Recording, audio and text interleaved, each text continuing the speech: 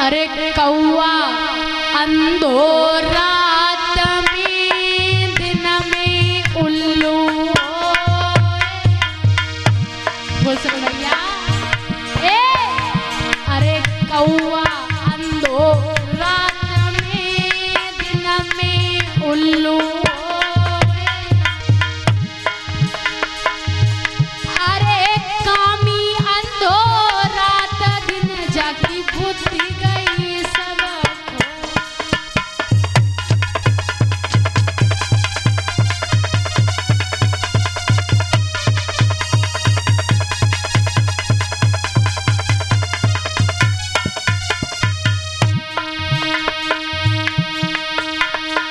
बताया गया है कि कौवा अंधो रात में दिन में उल्लू होए और कामी अंधो रात दिन जाकी बुद्धि गई सब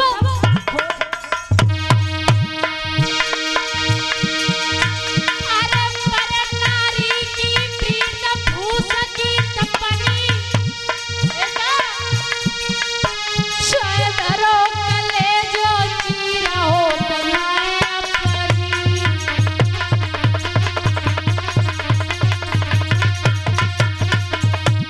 भैया एक एक शब्दों पर ध्यान देना, हमारे युवा लोग ध्यान देंगे क्योंकि आजकल ना जाने कितना जमाना खराब हो गया है।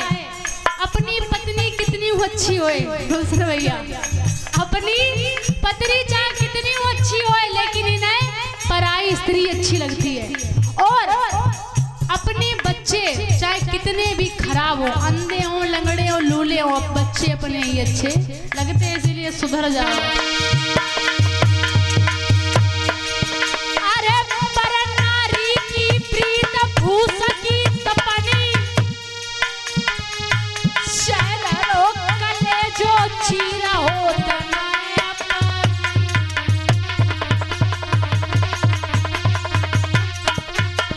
और भैया सुनो,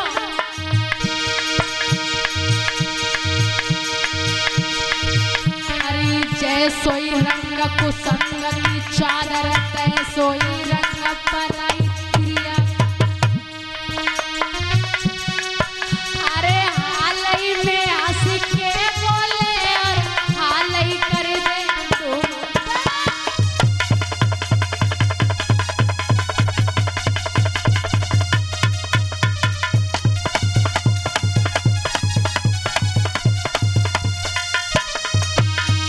और पराई स्त्री को आपसे इतने अच्छे से बोले और थोड़ी ही देर में वह आपको बदनाम कर दे, आपको गाली देने लगे, इसीलिए सावधान हो जाओ सभी लोग।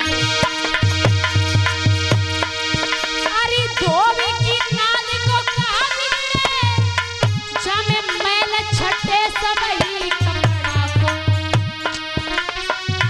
अरे ओ सन प्यास बुझत नाई तासे नीर भलो अपने ही गड़ा को।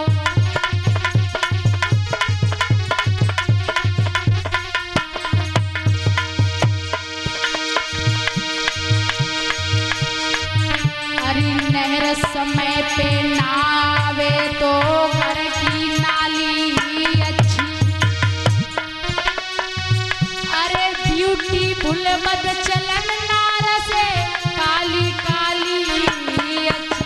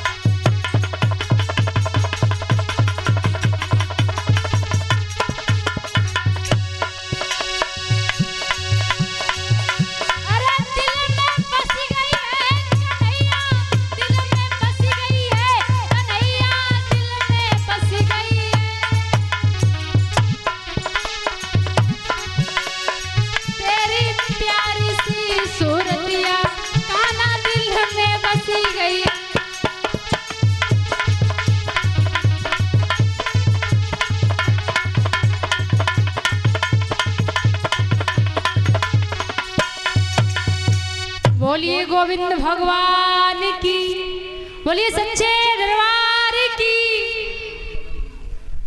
इस तरीका से बताया जाता है कि महाराज आत्म देव जी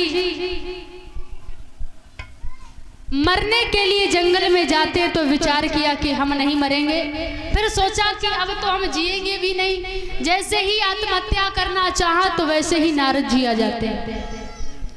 नारद जी ने कहा कि क्या बात है, आप यहाँ मरने के लिए क्यों आए हो? बोले चिंता ना करो, मैं तुम्हें एक फल देता हूँ, ये फल अपनी पत्नी को खिला देना, तुम्हारे घर में बड़ी सुंदर संतान जन्म लेगी। महाराज आत्म देव जी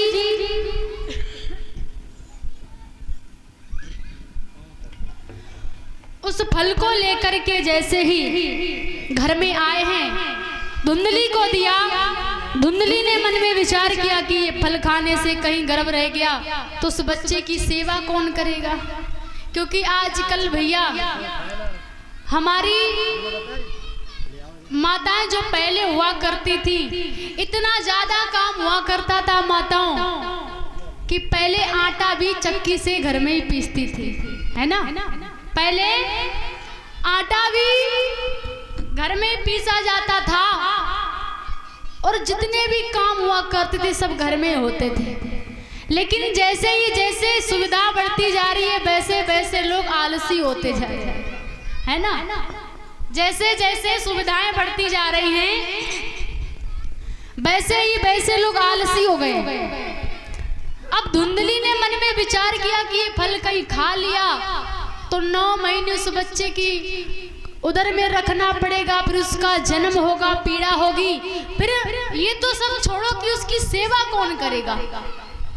अब धुंधली ने मन में विचार किया लेकिन इस फल को हम खाएंगे भी नहीं, लेकिन इस फल को आजमाएंगे जरूर कि क्या वाकई में इस फल को खाने से संतान की प्राप्ति होगी। तो परीक्षित जी उस फल को धुंधली ने गाय को खिला दिया, क्योंकि आत्म देव जी के यहाँ अगर कोई वृक्ष भी लगाते थे तो वो भी नहीं चलता था, कोई गाय को रखते थे तो वो गाय बछड़ा भी नहीं देती थी। यानी आत्म देव चारों तरफ से दुखी थे। और महाराज जब विपत्ति आती है ना तो एक तरफ से नहीं आती, फिर चारों तरफ से आती है। आपके ऊपर मुसीबत हो तो मुसीबत में आपको और ज्यादा मुसीबत बढ़ जाती है। तो वो फल धुंधली ने गाय को खिला दिया महाराज, और जैसे ही गाय को खिलाया तो बताया जाता है कुछ ही दिन बाद उस गाय ने एक बछड़े को जन्म दिया। और जब उस गाय ने बछड़े को जन्म दिया तो बताया जाता है इधर धुंधली की एक बहन थी, उसने कहा कि तुम चिंता ना करो, मेरे उदर में एक बालक है, मैं अपना बालक तुम्हें दे दूंगी और तुम उसके बदले में मुझे कुछ धन दे देना। वो कहने लगी ठीक है। तो धुंधली ने नाटक किया, अपने पति से कहने लगी सुनो महाराज, एक ज्योतिषी आए थे, उन्होंने ये बताया कि जब तक तुम्हारे उदर में गर्भ रहे तब तक तुम अपने पति का चेहरा मत देखना, इसीलिए आप कहीं चले जाए। अब वो इतनी चालाक थी, उसने तो फल खाया नहीं, अब उसे बहाना बनाना था। तो उसका पति तो चला गया और जैसे ही 9 महीने हुए तो उसने अपनी बहन से उस बच्चे को लिया, उसके बदले में कुछ धन दे दिया। आत्म देव जी को पता चला तो आत्म देव जी बड़ा प्रसन्न होते हैं कि हमारे घर में बड़ी सुंदर संतान ने जन्म लिया है। तो आत्म देव जी ने कहा कि देखो, जब तक खजाने का माल आधा ना रह जाए तब तक दान देना बंद नहीं करोगे। बहुत दान लुटाया आत्म देव ने, बड़ा प्रसन्न है। लेकिन उन्हें क्या पता कि ये बालक इसका नहीं, इसकी बहन का है। और भैया जैसे ही ज्योतिषियों के द्वारा उसका नामकरण संस्कार हुआ, अब उसकी माता का नाम था धुंधली। आत्मदेव ने कहा कि हम अपने नाम से अपने बच्चे का नाम रखेंगे। धुंधली कहने लगी नहीं बेटा मेरा है, हम अपने नाम से इसका नाम रखेंगे। तो परीक्षित जी मैया को नाम क्या है? धुंधली। और बेटे का नाम क्या रख दिया? धुंधकारी। माता का नाम है धुंधली और अपने बेटे का नाम रख लिया धुंधकारी। अब जैसे माता के गुण फिर वैसे ही बेटा के गुण जाएंगे। भाई मैया भी घर में ठीक ठाक नहीं थी तो क्या बेटा सही होगा? अरे लोग कहते हैं कि उनके जैसा बनो, उनके जैसा बनो। आप कहीं किसी अच्छे इंसान को देखो तो लोग कहने लगते हैं कि फलाने की संतान कितना नाम कर रही है, तुम भी उसके जैसे बनो। लेकिन नहीं, मैं ये कहती हूँ तुम उसके जैसे नहीं, उसके माता पिता जैसे, उसके माता पिता के जैसे बनो। क्योंकि बच्चे को आगे बढ़ाने में माता पिता का हाथ होता है। लोग कहते हैं कि देखो फलाने का लड़का कितना आगे जा रहा है। मैं कह रही हूँ कि आप भी उस लड़के के माता पिता के जैसे बनो तो आपके भी संतान उन्नति करेगी। अब धुंधली का बेटा धुंधकारी जैसे ही बड़ा हुआ तो भैया शराब पीने लगा, वेश्याओं के संग रहने लगा और घर में रोज प्रतिदिन लड़ाई करे। अब भाई जो 2-4 पैसे कमाएगा नहीं शराब पिएगा, शराब ही ऐसा इंसान होता है परीक्षित जी, भाई चाहे चोरी क्यों ना करनी पड़े, शराबी व्यक्ति को चोरी काहे ना करनी पड़े, लेकिन वो शराब पिएगा चोरी करके भी। क्यों परीक्षित जी की बात पूछे आपसे, सच सच बताइयो, झूठ तो नहीं बोले हो।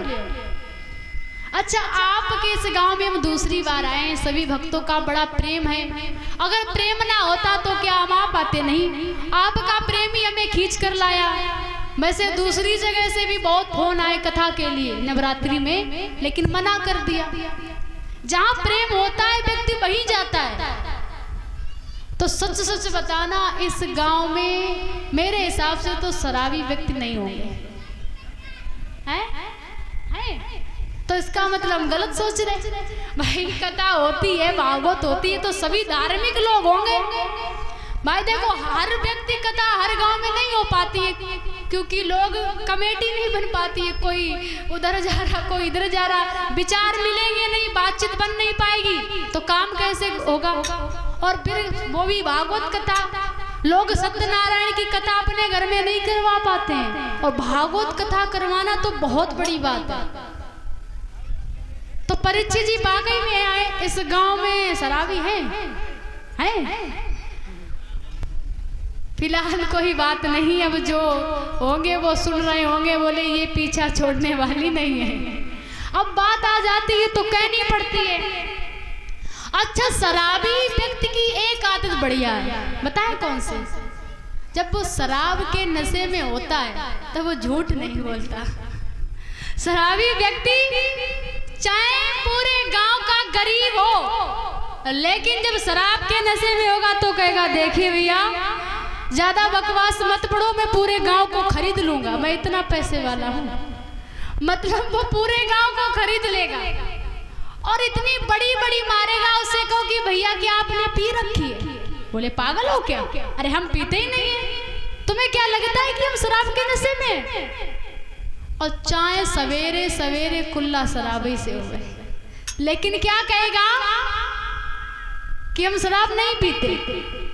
और शराबी व्यक्ति ऐसा होता है, खैर शराब पीने से 1-2 फायदे भी हैं। अच्छा फायदे बताएं दादा?